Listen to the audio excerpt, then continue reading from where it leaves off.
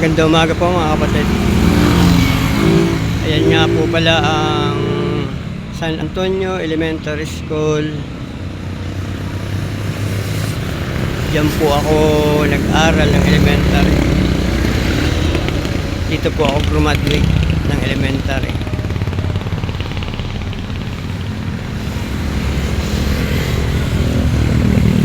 Parang meron silang aktibidad.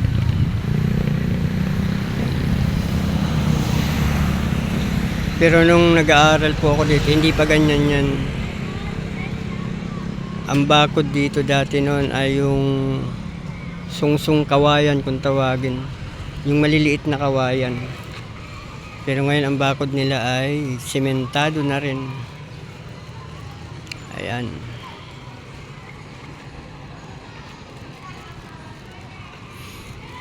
San Antonio Elementary School. Diyan ako unang-unang natuto ng lahat ng kaalaman,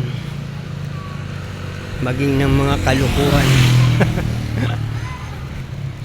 Maraming alaala akong naiwan dito, magaganda at mga pangit na nakaraan, pero mas inaalala ko yung magaganda.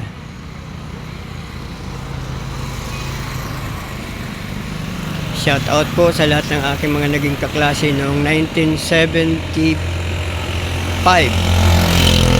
Graduate po ako dito 1976, 75, 76.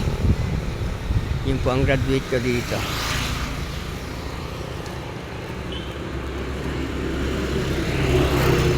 Dati po ang bahay namin ay dyan lang po sa likod niyan.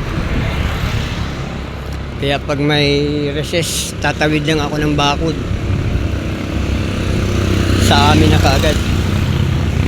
Hindi ko na kailangan magbaon. Pero ngayon, ang bahay ng nanay ko ay nandito na, sa tapat mismo ko ng elementary.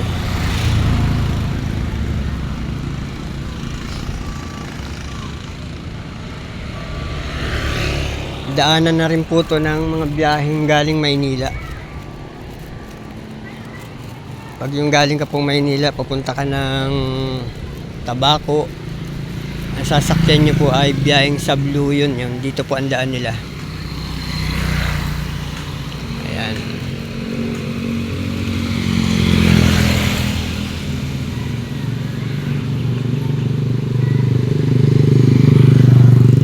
Yan pong may Christmas tree yan. Yan ang simbahan. Dati pong nangangasiwa dyan noon ay ang aking lola nung nabubuhay pa. Ayan. Sila po ang, kung tawagin dyan, ay mayora. Sila po ang bali parang nagmamay-ari ng simbahan na yan. Ang aking mga lula at lulo.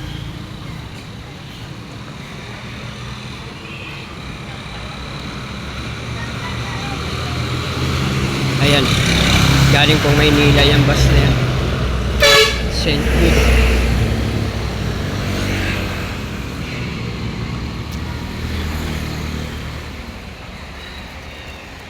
Eto na po ako sa mama ko.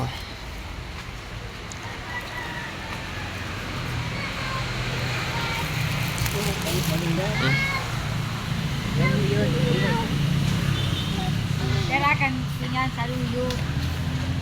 Saluyot, tanong mo sa indo.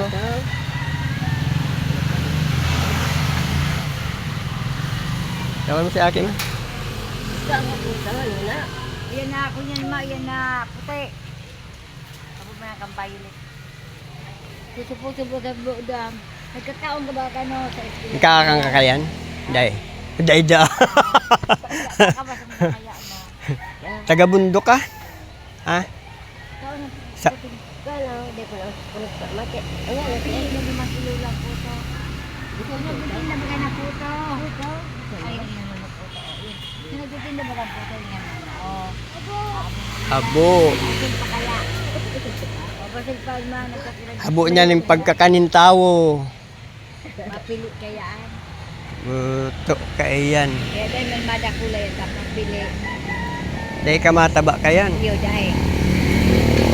Dahil mga pinakaon nila kinaamay pa.